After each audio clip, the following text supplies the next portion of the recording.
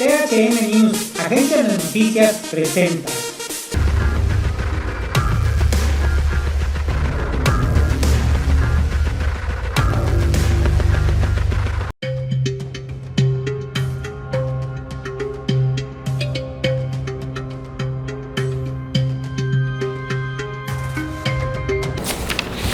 Muy buenas tardes, amigos. Estamos el día de hoy en nuestro programa A Fondo, como ya es costumbre.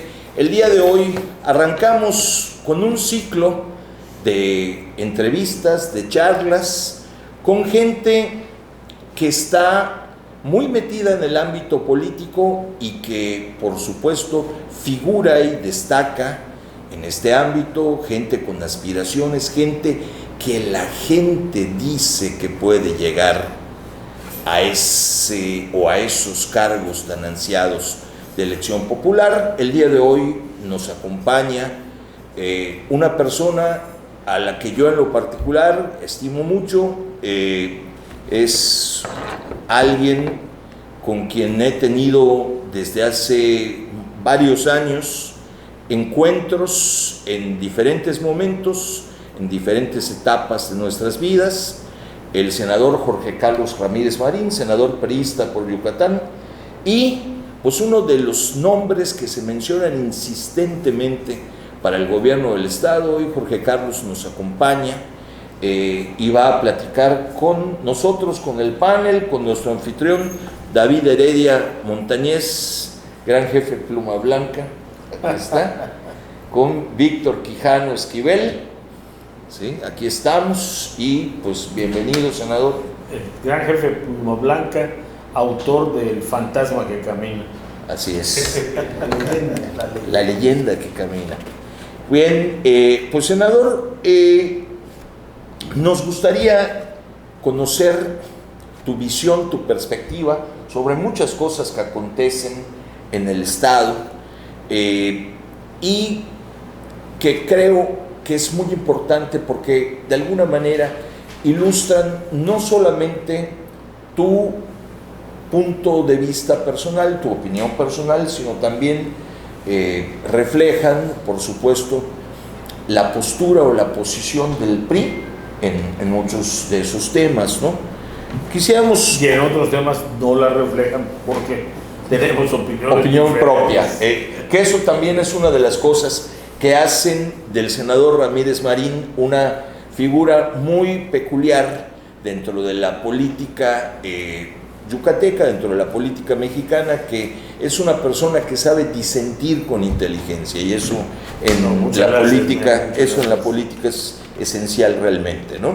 Bien, senador, quisiéramos comenzar la charla de hoy pidiéndote que nos digas tu punto de vista respecto de cómo percibes la política en los tiempos de la 4T y específicamente en lo que se refiere a la economía familiar y sus consecuencias. Mira, yo creo que es diferente en cuanto a los últimos sexenios y a cómo se había venido transformando la clase política y el ejercicio político. Era ya más un ejercicio técnico, era un ejercicio basado en indicadores, era un ejercicio que buscaba mover esos indicadores. Por ejemplo, sabía que teníamos un problema en pobreza extrema y buscaba empujar los indicadores a menos pobreza extrema. Era una política basada, como te digo, en pruebas sustantivas, es decir, en números, en datos que te pudieran efectivamente demostrar qué estabas haciendo. Para mí ese es el primer gran cambio. El presidente llega y dice, pues será el sereno, sus datos dirán lo que ustedes quieran, pero la gente está muy pobre y lo que necesitamos no es programas y nombres de programas, lo que necesitamos es que les llegue directamente un recurso y se aboca a eso. no engañó a nadie, la verdad es que lo había venido diciendo desde la campaña y cuando llega lo hace realidad. Muchos de estos recursos son muy parecidos a los que se daban antes, pero otros no solamente son nuevos, sino que se han ido incrementando en cantidad y ya empieza a ser ahora un problema el que se vayan incrementando el número de beneficiados. Antes era un dogma que los programas tenían que tener un padrón de beneficiarios, que los padrones tenían que hacerse públicos y que tenían que ser verificables. Hoy el gobierno reparte dinero con mucha amplitud y con mucha más libertad. Hasta los reportes de la Auditoría Superior no puedes enterarte si efectivamente el dinero le está llegando a los que les debería llegar. ¿Han tenido éxito estos subsidios directos en la economía familiar? Sí, es evidente y lo puedes ver tú en la economía de municipios donde no hay absolutamente ninguna actividad productiva. Y en el caso de Yucatán son muchos. No hay comercio, ya 3, 4 tiendas en el municipio no puedes considerarlo comercio o una actividad que esté sosteniendo un número importante de familias. Hay una disminución brutal de la actividad agrícola y sin embargo hay movimiento económico. Hay dinero para los pasajes, hay dinero para ciertas actividades y esto se debe a que los subsidios están llegando de manera regular. La economía se ha beneficiado de esto, pero ha encontrado 2 huecos gigantes: las medicinas y la inflación. Nunca como ahora las farmacias han ganado tanto dinero. La gente está yendo a comprar sus medicinas. Esto tiene una parte importante porque está poniendo en evidencia, o mejor dicho, nos debería estar llevando a replantear nuestro sistema de salud. La gente con su propio recurso está comprando las medicinas que las curan, aunque las compre en las farmacias Wilma Marín o en las farmacias del doctor Simi, pero está comprando medicinas por su propia cuenta. Entonces, aquí te debes de cuestionar si nuestro sistema de aseguramiento, específicamente el seguro social, es una alternativa o ya necesita cambios, ajustes importantes. Y el otro tema, como te decía, es el de la inflación. Yucatán tiene la inflación más alta del país, con más de 9%. La media nacional es 7.9%. Yucatán tiene más de 9%. Hace un rato conversaba con mi amigo Feliciano Mo y me decía, prácticamente fuera del cerdo, del pollo, todo lo demás lo traemos de fuera. Entonces, pues es lógico, pero tú te tienes que preguntar, ¿y cómo no lo vamos a traer de fuera si todo lo que se producía en la periferia ha prácticamente desaparecido? Y mientras más lotes y terrenos sigamos vendiendo, menos producción alimentaria va a haber. Así que estamos, Yucatán, yendo en una ruta que no tiene vuelta. Va a ser un impacto muy importante para las familias. Esta es la situación como yo la veo. Nunca es totalmente negra, nunca es totalmente blanca. Hay importantes tramos de gris. Hay programas que podrían ser mejores, podrían tener mucho más éxito si el gobierno federal se dejara ayudar, y habría cosas que estarían yendo mucho mejor si estuvieran trabajando en la misma ruta el gobierno federal y el gobierno del estado, pero no es así. Este gobierno del estado es un gobierno promotor inmobiliario y está muy contento con esa actividad, se mueve bien dentro de ese ámbito, le gusta, sale en los periódicos, se comenta que Yucatán es una maravilla, más, como me decía un muy importante empresario de México, alto senador, No es Yucatán, es Mérida. Es Mérida. La que está creciendo es Mérida. Y esto, pues tendríamos que los yucatecos pararnos un momento a pensar, pero efectivamente así está haciendo. Y si somos más exigentes, no es Mérida, es una parte de Mérida. Pero en fin. Senador, esta situación nos mueve a reflexionar qué es lo que sigue para Yucatán, ¿no? Yucatán es una entidad que se ha caracterizado siempre o se había caracterizado por el bipartidismo, porque si no era PRI, era PAN, ¿verdad?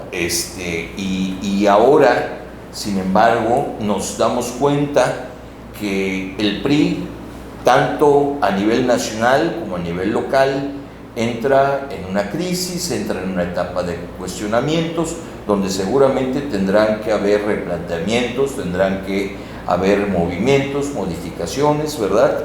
El panismo, al menos acá en la entidad, se muestra de conformidad a los resultados electorales, pues muy fuerte, muy seguro, muy confiado de poder permanecer, pero también tenemos a la 4T que, de conformidad con los resultados del gobierno federal, pues va haciendo sentir también su presencia en nuestra entidad. ¿Cómo ves tú este panorama, al menos acá en nuestra tierra? Mira, yo creo que sigue siendo tripartidista.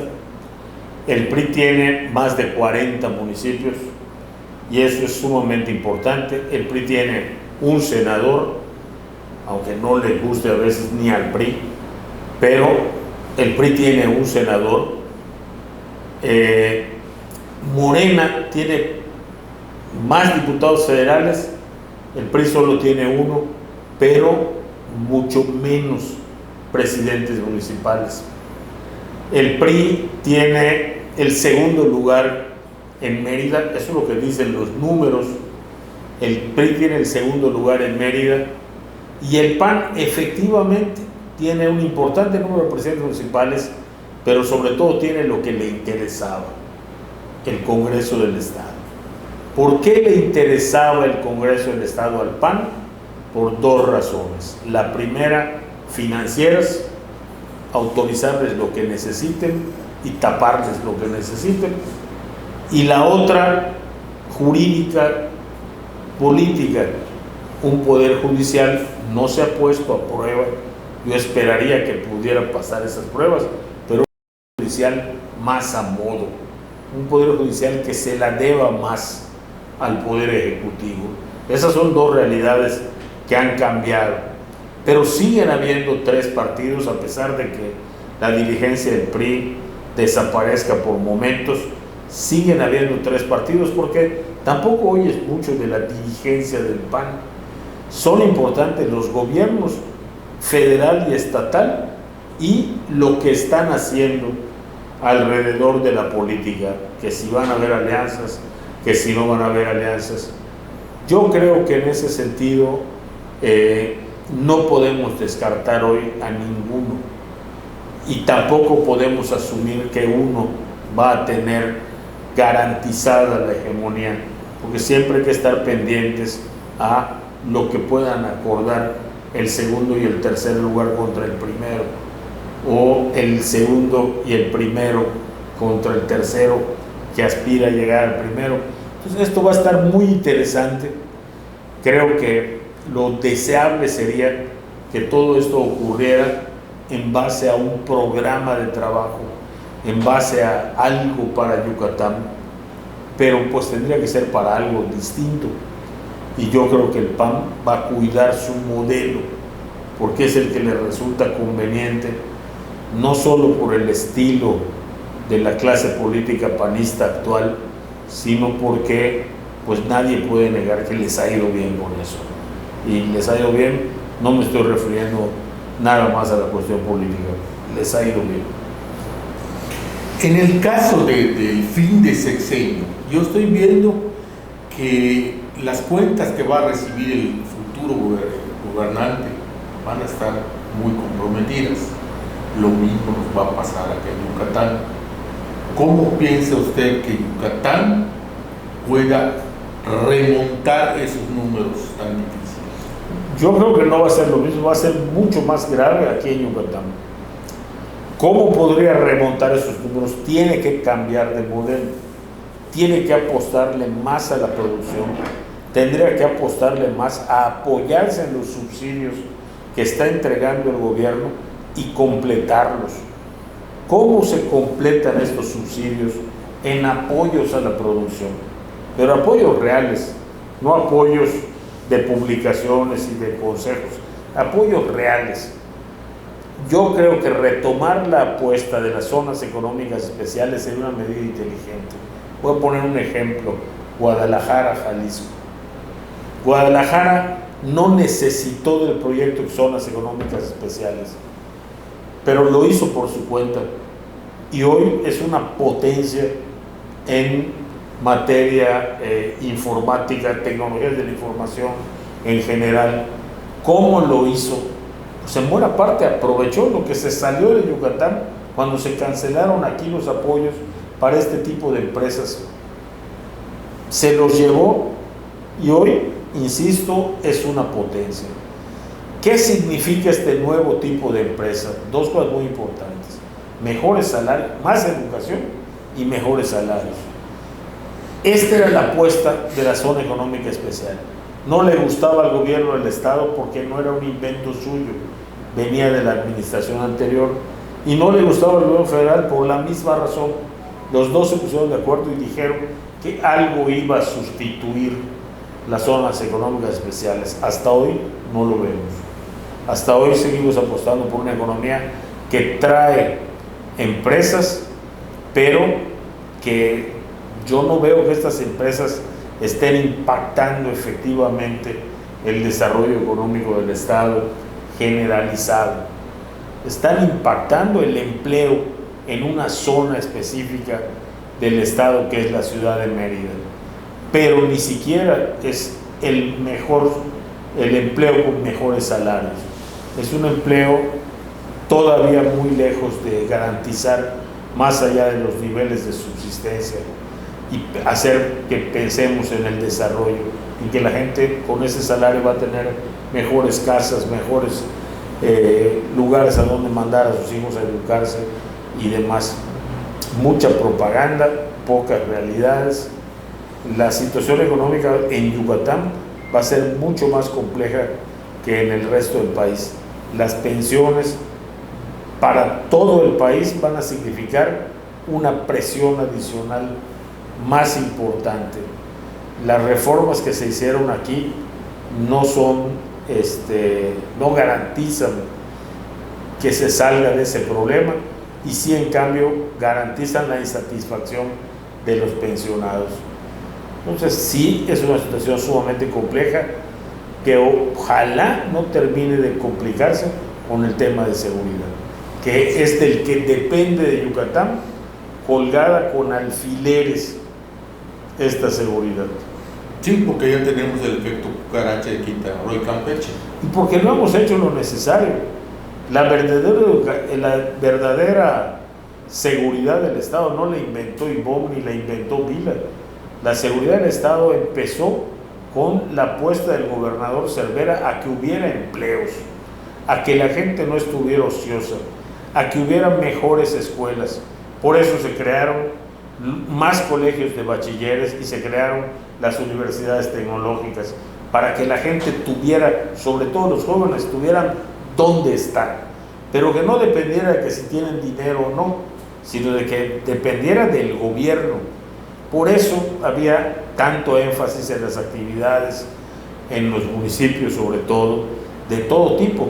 Yo les invito a que vayan un sábado hoy a ver los campos deportivos de los municipios.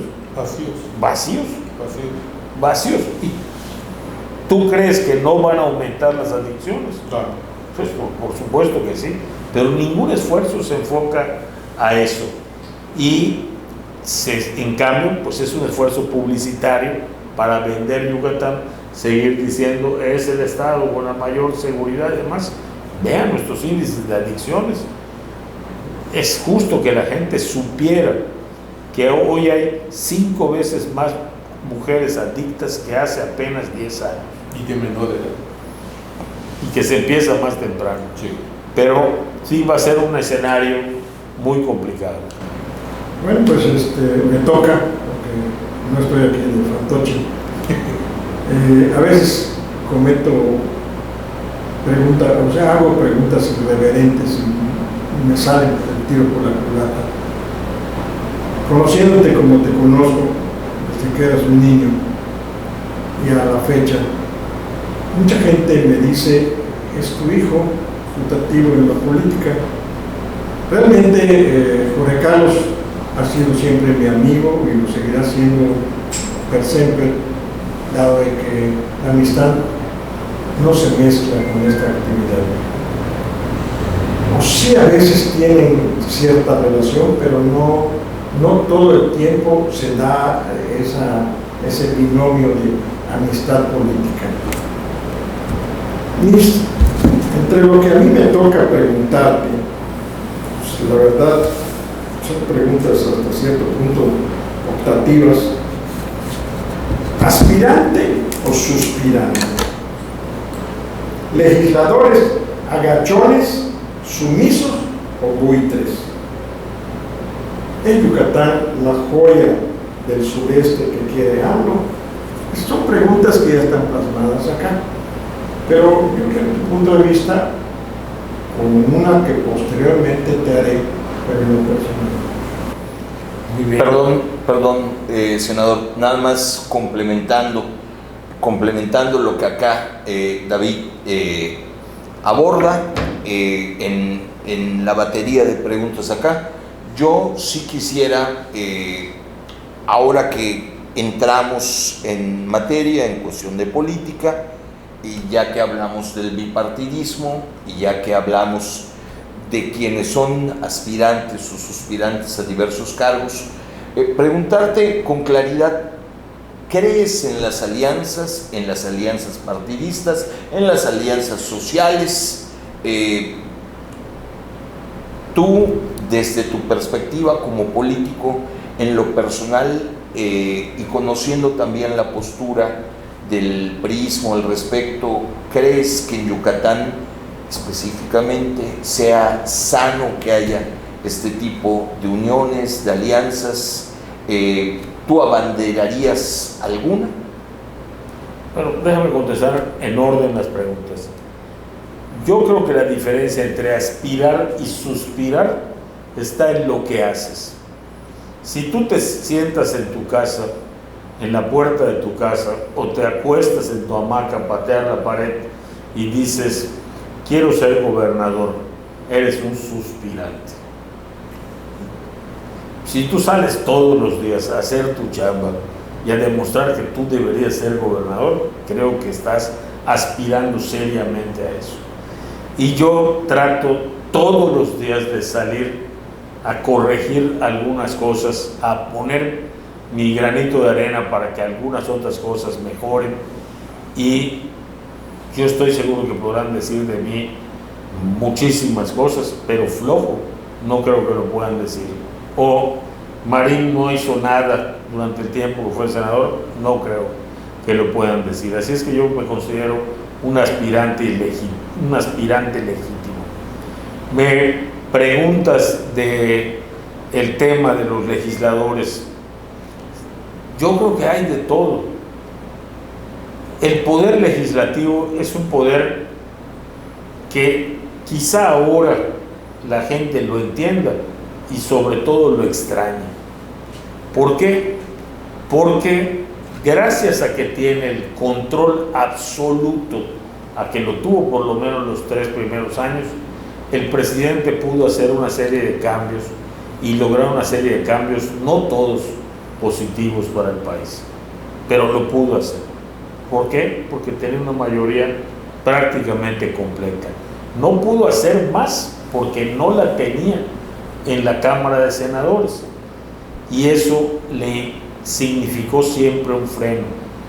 Yo creo que es bueno que los ejecutivos tengan freno, pero la gente no entiende esa función del poder legislativo hasta que la empieza a extrañar hasta que no la tiene.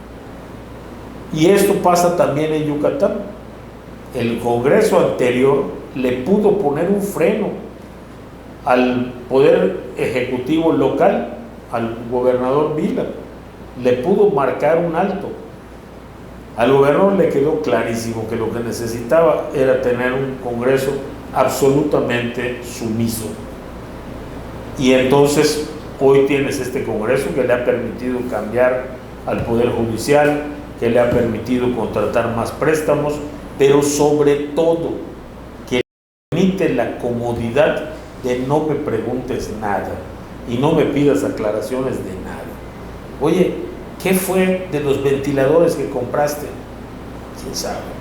Oye, ¿cómo está compuesto el crédito? ¿Quién sabe? Jorge, es que cuando sales de tu casa, yo me levanto muy temprano, tú lo sabes, para cumplir misiones de tipo informativo, y alguien me preguntó saliendo, el Senado aprobó el plan B de la AMLO. El Senado también eres tú. Pero la información que se le da a la población te involucra. No saben si tú votaste en contra, claro, o votaste a favor. Lo que la gente está sabiendo, o sea, enterándose en realidad, es de que el Senado hizo la jugada, ¿no? Pero le quitó lo de la vida eterna. Y dices, ¿y eso qué? La gente del pueblo, la gente de Cazacap, de Chumayel, de cualquier parte de la entidad, ¿crees tú que se va a enterar de qué es la vida? No se entera. Pero además tampoco creo que estén demasiado preocupados por eso. La prueba es la popularidad del presidente pese a todo. No, la gente no se entera de eso ni lo sabe. No solamente lo comunicamos mal, sino que no tenemos suficientes espacios donde comunicarlo. Entonces, es una carencia que ha existido siempre en el Poder Legislativo. El Poder Legislativo no tiene ninguna forma de confrontar vía medios institucionalmente al Ejecutivo. Lo hacemos si me entrevistan a mí y tú me preguntas, oye, ¿ustedes aprobaron el plan B? Y te voy a decir, sí, una mayoría de 80 contra 40 y tantos o contra 50 lo aprobó. Esa mayoría está formada por Morena, Verde, PT. No hubo ningún senador de oposición real que apoyara el plan B, pero tenemos que explicar a la gente qué es el plan B primero. Y más difícil era esta votación de ayer, por ejemplo, donde Morena aparentemente sacaba esta cláusula de la vida eterna. ¿En qué consiste esa cláusula? Se supone que los partidos necesitan un porcentaje mínimo para seguir existiendo. Entonces, esta modificación que se hizo en la votación pasada en diciembre representaba que aquí nosotros somos cuatro diferentes partidos y el pobre Guillermo no alcanzó su porcentaje. Bueno, no hay problema, si a mí me sobra porcentaje yo se lo puedo pasar a Guillermo. Nosotros no aceptamos eso porque es una burla al voto. La gente no votó por Guillermo, votó por ti, entonces tú no le puedes pasar tus votos a Guillermo porque estarías traicionando la voluntad de los votantes. ¿Qué hizo Morena? Pues bueno, el presidente les dice que ni él está de acuerdo con eso. Y dan marcha atrás. El problema es que les puso comida en el plato para que se entretengan, en tanto se aprobaba lo demás. Porque claro, eso es lo que dice, sumisión, es sumisión total al poder, a un solo poder, omnímodo. No puede ser posible. Hoy hay un poder más fuerte que nunca del Ejecutivo. THM News, Agencia de Noticias, presenta.